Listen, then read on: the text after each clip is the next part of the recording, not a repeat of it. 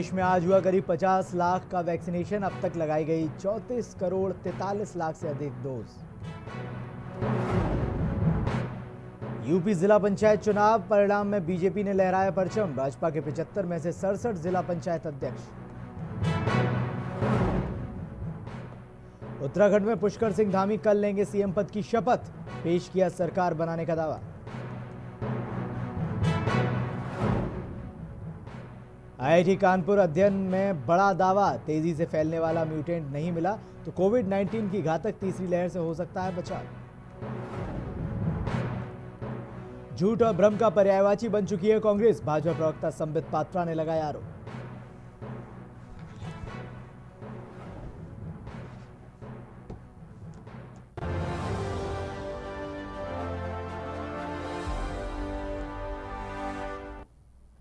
नमस्कार, स्वागत है आप सभी का इस बुलेटिन में। मैं हूं आपके साथ शिवम यादव।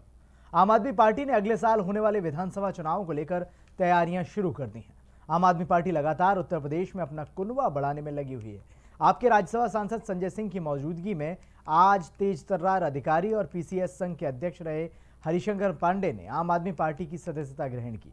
इस दौरान संजय सिंह ने योगी सरकार पर जमकर निशाना साधा। संजय सिंह ने कहा, प्रदेश की सरकार ब्राह्मणों के साथ अन्याय कर रही है। लोगों को पुलिस का डर दिखाकर चुप कराया जा रहा है। अगर कोई सरकार के खिलाफ आवाज उठाता है तो उस पर मुकदमा दर्ज करवाया जा रहा है। मैं समझता हूं कि उत्तर प्रदेश को जिस हालत में पहुंचा दिया गया है आज की तारीख में, वो चाहे कोरोना की महामारी के दौरान हम लोगों ने देखा, या फिर जो छोटी छोटी बच्चियों के साथ बलात्कार और उनकी हत्या के मामले हो रहे हैं, हाथरस कांड से लेकर तमाम घटनाएं, उसको हमने देखा किस तरह से अपराध बढ़ रहा है और किस तरह से एक जाति विशेष को टारगेट करके, ब्राह्मण समाज को टारगेट करके एक परिवार के 4 महिलाओं को, यानी खुशी दुबे, शांति दुबे, क्षमा दुबे, रेखा अग्नोत्री को बच्चे सहित 1 साल से अगर रखा गया है तो इस प्रतिशोध और इस नफरत की राजनीति के जवाब में लोगों को खड़ा होना। वहीं लखनऊ में बिहार की एनडीए सरकार में मंत्री मुकेश साहनी का बयान सामने आया है। इस बयान में मंत्री मुकेश साहनी ने कहा कि उन्होंने मछुआरे परिवार में जन्म लिया है और 2014 से निषाद समाज के अधिकार की लड़ाई लड़ी है। साथ ही उन्होंने कहा है कि दिल्ली में आरक्षण की लड़ाई होगी, क्योंकि दिल्ली का रास्ता यूपी से होकर पहुंचता है।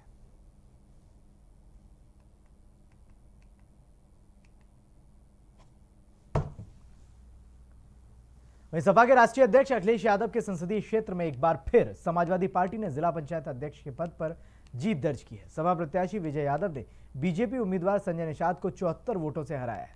आजमगढ़ में सपा लगातार तीसरी बार जिला पंचायत अध्यक्ष पद की सीट पर कब्जा जमाने में कामयाब रही। कुल 84 जिला पंचायत सदस्यों के लिए शनिवार को सुबह 11 बजे से दोपहर 3 बजे तक सख्त सुरक्षा घेरे में नेहरू हॉल में मतदान शुरू हुआ था।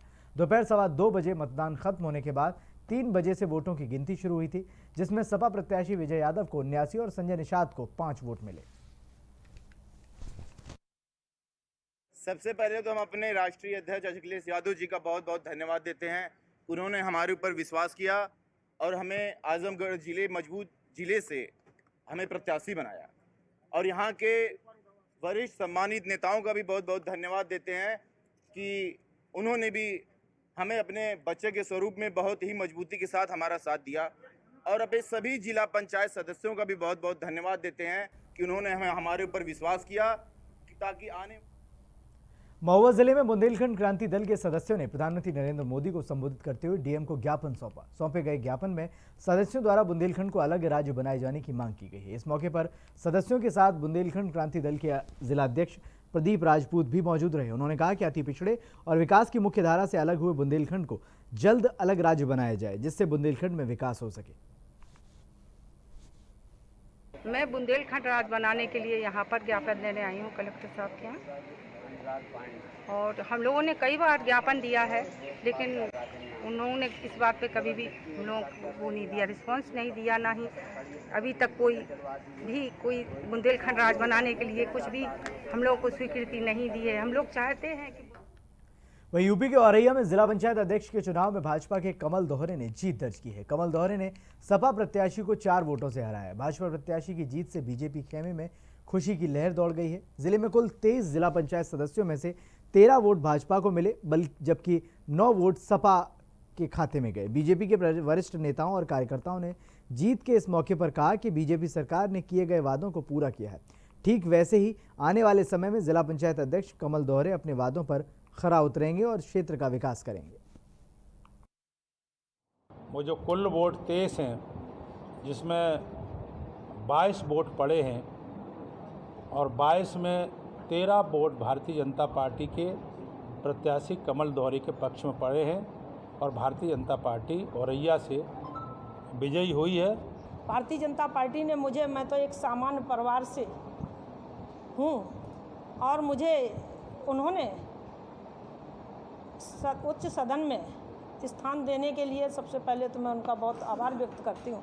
स्थान दिया है तो मैं भी निष्ठा के पूर्वक, निष्ठा से मैं हमेशा काम करती हूँ। वहीं कानपुर में भी जिला पंचायत अध्यक्ष पद पर बीजेपी उम्मीदवार ने जीत दर्ज की है। बीजेपी प्रत्याशी स्वप्निल वरुण को 25 वोट मिले, जबकि समाजवादी पार्टी के राजू दिवाकर को सिर्फ 5 वोट मिले।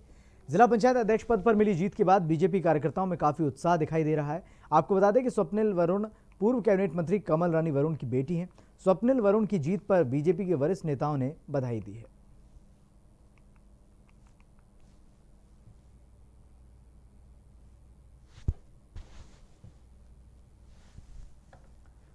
वहीं सीतापुर जिले की लहरपुर कोतवाली इलाके में एक अधेड़ युवक ने फांसी लगाकर आत्महत्या कर ली। युवक आम के बाग की रखवाली कर रहा था, जहां उसने पेड़ से लटककर फांसी लगा ली। पूरा मामला ग्राम केसरीगंज स्थित रामबाग का है, जहां बीती रात बाग की रखवाली कर रहे मेवाराम ने फांसी लगा ली। घटना की जानकारी मिलते ही परिजनों में कोहराम मच गया। स्थानीय लोगों ने घटना की जानकारी पुलिस को दी। सूचना मिलते ही मौके पर पहुंची पुलिस ने शव को कब्जे में लेकर पोस्टमार्टम के लिए जेल भेज दिया है। पुलिस अधिकारियों का कहना है कि पीड़ित परिवार की तरफ से अभी तक कोई तहरीर नहीं मिली है। अगर तहरीर मिलती है तो आगे की कानूनी कार्रवाई की जाएगी।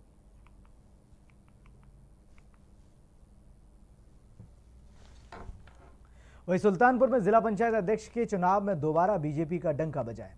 पूर्व जिला पंचायत अध्यक्ष रही उषा सिंह ने अपने प्रतिद्वंदी अर्चना सिंह को 8 मतों से पराजित किया। समाजवादी पार्टी के प्रत्याशी को सिर्फ 1 वोट मिला। आपको बता दें कि 11 बजे जिला पंचायत अध्यक्ष पद के लिए मतदान शुरू हुआ था। करीब 1:40 तक जिले के सभी 45 जिला पंचायत सदस्यों ने मतदान कर दिया था। दोपहर करीब 3 बजे काउंटिंग शुरू हुई, जिसमें 45 मतों में 2 मत अवैध पाए गए। 25 वोट भाजपा प्रत्याशी उषा सिंह को मिले, जबकि अर्चना सिंह को 17 मत मिले। हैरानी की बात तो ये रही कि समाजवादी पार्टी से चुनाव लड़ रही केशा यादव को सिर्फ 1 वोट मिला। चुनाव में उषा सिंह 8 मतों से विजयी घोषित की गई। वहीं चुनाव जीतने के बाद उषा सिंह बेहद खुश नजर आईं।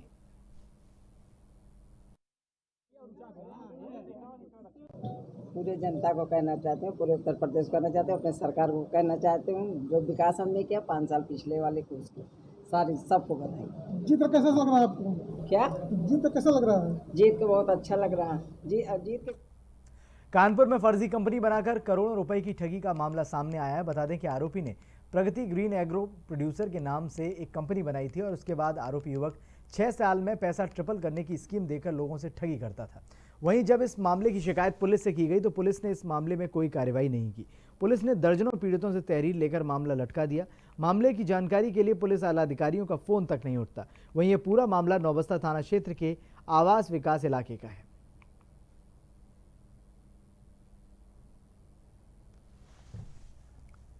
कानपुर में मुस्लिम बाहुल्य इलाके में एक और परिवार पर धर्म परिवर्तन के लिए दबाव बनाने का मामला सामने आ रहा है। यहां पीड़ित परिवार का आरोप है कि इलाके के बहुसंख्यक मुस्लिम उन पर धर्म परिवर्तन करने का दबाव बना रहे हैं, जिसका विरोध करने पर आए दिन मारपीट करते हैं। पिछले दिनों भारी संख्या में जुटे लोगों ने उन पर पथराव भी किया, जिस पर पीड़ित परिवार ने मामले की शिकायत डीसीपी से की।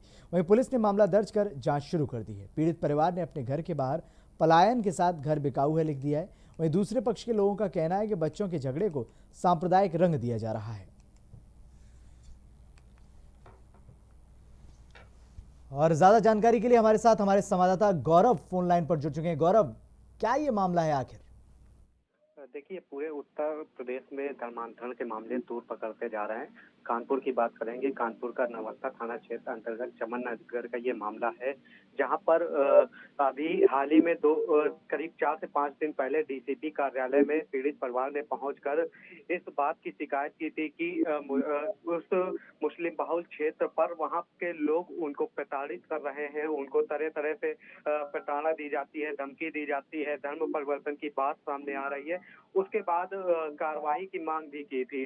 करीब 56 लोगों के खिलाफ FIR दी गई थी, जिसमें 16 लोग नामजद और 40 लोग अज्ञातों के खिलाफ शिकायत की थी। लेकिन जो पीड़ित पक्ष है उसका आरोप है कि डीसीपी साउथ से आश्वासन तो मिला था, लेकिन कार्रवाई की बात करेंगे तो कार्रवाई कहीं ना कहीं शायद नहीं की जा रही है, जिसके कारण वहां के लोग हैं जो आरोपी हैं खुले घूम रहे हैं और फिर से उनको परेशान किया जा रहा है। आलम ये हो गया है कि अब दोबारा से उन लोगों ने अपने घर के बाहर बोर्ड लगा दिया है कि मकान बिकाऊ है और पलायन के लिए मुझे मजबूर होना पड़ रहा है। इस तरह के आरोप, बेहद गंभीर आरोप पीड़ित परिवार ने लगाए हैं दूसरे पक्ष की ओर से। और दूसरे पक्ष का इसी मामले पर कहना है कि हम लोगों को एक तरीके से सांप्रदायिक परेशान करने का प्रयास किया जा रहा है, इस तरीके से सांप्रदायिक सौहार्द को बिगाड़ने का प्रयास किया जा रहा है। इस तरीके का कोई मामला नहीं है, निष्पक्ष जांच पुलिस के द्वारा कराई जाए। और मीडिया से भी दूसरे पक्ष ने गुहार लगाई है कि कहीं ना कहीं सांप्रदायिक रंग देने का प्रयास किया जा रहा है, लेकिन मीडिया इस मामले को प्रमुखता से जो निष्पक्ष चीजें हैं उसको दिखा करके सामने लाए। हालांकि इस मामले पर आरोप लगाए जा रहे हैं, ऐसे में पुलिस प्रशासन का क्या कुछ कहना है इसको लेकर? बिल्कुल, लगातार जिस तरीके से अभी आपने हाल ही में देखा होगा 10 परिवार पलायन का बोर्ड लगाया था, उसके बाद कमिश्नर असीम अरुण है, उन्होंने इस तरीके की बात को सख्त हिदायत दी थी। जो इस तरीके के मामले होते हैं उनमें लगातार ठोस कार्रवाई की जाएगी, जो भी ऐसा कर रहा है उसके खिलाफ ठोस कार्रवाई की जाएगी। इस मामले पर भी डीसीपी साउथ रवीना त्यागी ने मामले के टीम गठित की थी और वहां पर जाके हाल भी जाना था, लेकिन पीड़ित परिवार की ओर से फिर से दोबारा से पुलिस के ऊपर कार्रवाई न करने के और पलायन के लिए मजबूर होने के संगीन आरोप लगाए जा रहे हैं। जी, बहुत बहुत शुक्रिया गौरव हमारे साथ जुड़ने के लिए और तमाम जानकारी देने के लिए। वहीं पूरे प्रदेश में 1 जुलाई से 7 जुलाई तक वन महोत्सव मनाया जा रहा है। अलीगढ़ में भी वन महोत्सव की धूम दिखाई दे रही है। नगर निगम द्वारा धारा मापी में कब्जा मुक्त कराई गई भूमि पर 1000 पेड़ लगाए गए। वन महोत्सव के दूसरे दिन महापौर मोहम्मद फुरकान ने नीम का पेड़ लगाते हुए शहरवासियों को वन महोत्सव में बढ़ चढ़कर मुल्क और इंसानियत के लिए ज्यादा से ज्यादा पेड़ लगाने की अपील की। महापौर मोहम्मद फुरकान के साथ पार्षद मोशर्रफ हुसैन, सहायक नगर आयुक्त ठाकुर प्रसाद, अधिशासी अभियंता भी मौके पर मौजूद रहे।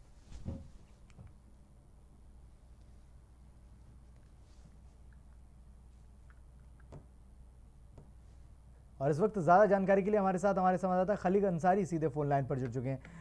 अंसारी, बहुत अच्छा संदेश दिया गया है, 1000 पेड़ लगाए गए। जी बिल्कुल शिवम जी, मैं आपको बता दूं संपूर्ण प्रदेश में ये 1 जुलाई से 7 जुलाई तक वन महोत्सव मनाया जा रहा है। इसके अंतर्गत अलीगढ़ में भी वन महोत्सव मनाया जा रहा है। अगर बात अलीगढ़ नगर निगम की कही जाए तो अलीगढ़ नगर निगम में 1000 पौधे जो लगाने का जो काम किया गया है वो काफी सराहनीय है।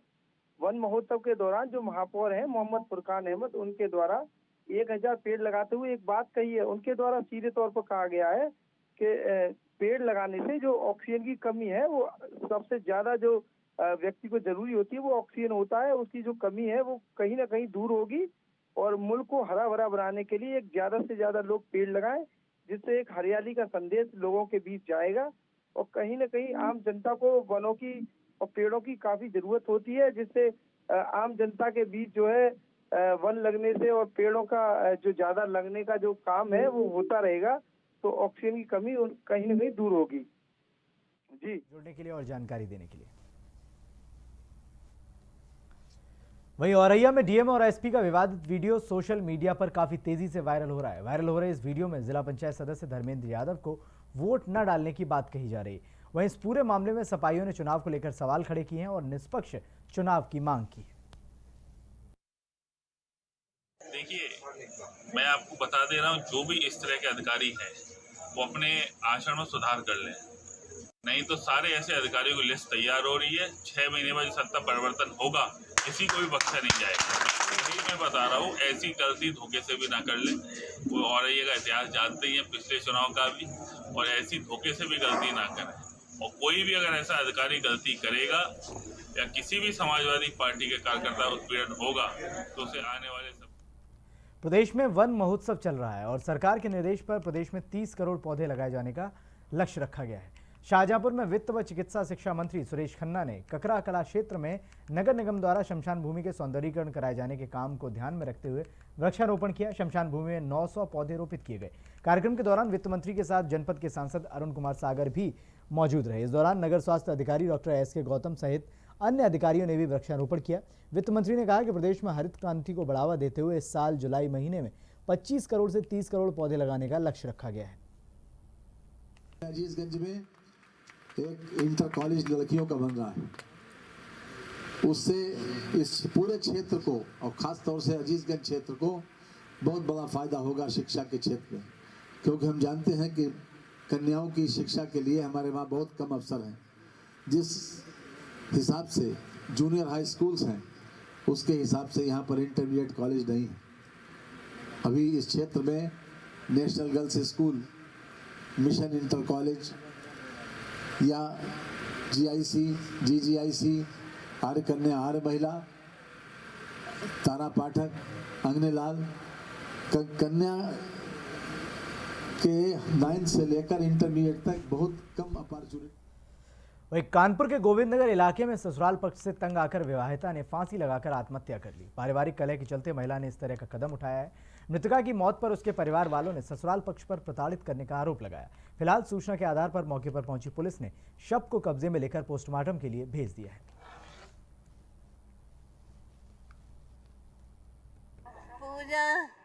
पूजा बिटिया का सास जेठानी सब जहर खिला दिया है, गला दबा दिया है। फांसी में लटकाया गया क्या? फांसी में नहीं, पता नहीं, हम फांसी नहीं देखे हैं। कैसे सूचना मिली थी?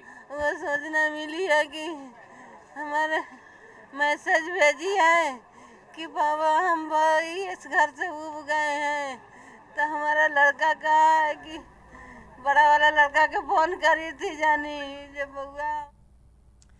इस बुलेटिन में फिलहाल बस इतना ही, लेकिन जाते जाते हम आपको आज एक ऐसी खबर से रूबरू कराना चाहते हैं जहां पर अगर आपको एक पेड़ पर तमाम तरह के आमों का स्वाद अगर मिल जाए तो कहने ही क्या।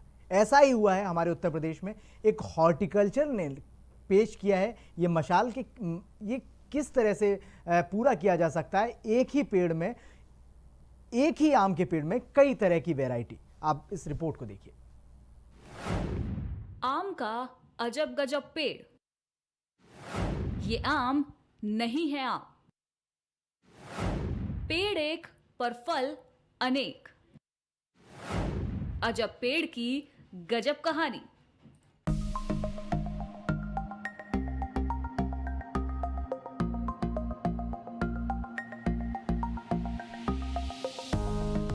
आज भी आम की बात होती है तो आम की किस्मों की बात भी होती है।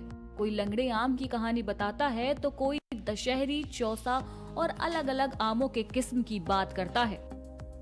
अलग अलग शहरों में आम के किस्से सामने आते हैं। वहीं अलग अलग शहरों में फेमस आम को सभी लोग चख नहीं पाते। लेकिन उत्तर प्रदेश में आम का एक ऐसा पेड़ है जिस पर आपको एक साथ कई वैरायटी के आम का स्वाद मिल जाएगा। जी हाँ, सही सुना आपने।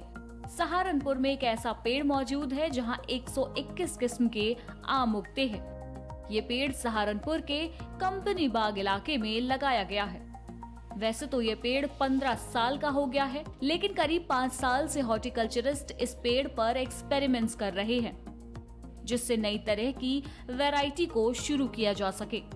जानकारी के अनुसार बागवानी और प्रशिक्षण केंद्र के संयुक्त निदेशक भानु प्रकाश राम ने बताया कि कंपनी बाग में करीब 5 साल पहले यह अनूठा प्रयोग किया गया था। इस एक्सपेरिमेंट का उद्देश्य आम की नई किस्मों पर शोध करना था। उन्होंने बताया कि देसी आम के पेड़ की शाखाओं पर विभिन्न प्रकार के आमों की कलम लगाई गई, जिसके बाद पेड़ की देखभाल के लिए अलग से नर्सरी प्रभारी भी नियुक्त किया गया।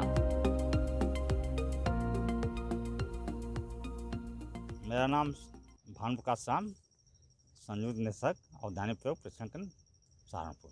ये जो है आम को शौकीन है खाने वाले कि हर प्रजातियों का हमें लुत्फ मिले, उसको देखते हुए हमारे वैज्ञानिकों ने इसका एक्सपेरिमेंट एक डाला कि एक पेड़ पर कैसे हम विभिन्न प्रजातियों के जो है फलों का कर सकते हैं, कलम बांध सकते हैं जिससे तैयार हो सके। तो हमारे यहाँ बहुत पहले पुरानी विधि थी भेंट कलम। तो भेंट कलम में बिज्जू को जो है हम मदर प्लांट के पास लेकर जाते थे, वहीं उसको टहनी झुका कर बांधते थे, तो उसमें टाइम लगता था।